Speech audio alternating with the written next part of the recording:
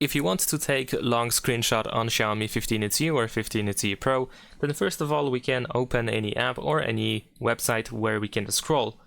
Now, in here we need to take a full screenshot, so you can use either power button and volume down, or for example you can use 3 fingers swipe down a gesture like this. And then over here, if it's possible to scroll, you should be able to use the scroll button that appears on the screenshot preview, but in my case, unfortunately, I can't do that. I'm not sure why. So I'm gonna go to the Google app instead, and let's see if here it will work. Yeah, here it does. So we can tap on scroll, and now as you can see, we can keep scrolling. We can also use our finger in order to keep going. Unfortunately, the finger scrolling seems to be a little bit laggy. It seems to be kind of not working too well, unfortunately. And then once we selected the area, there we go, then we can tap on the done at the bottom.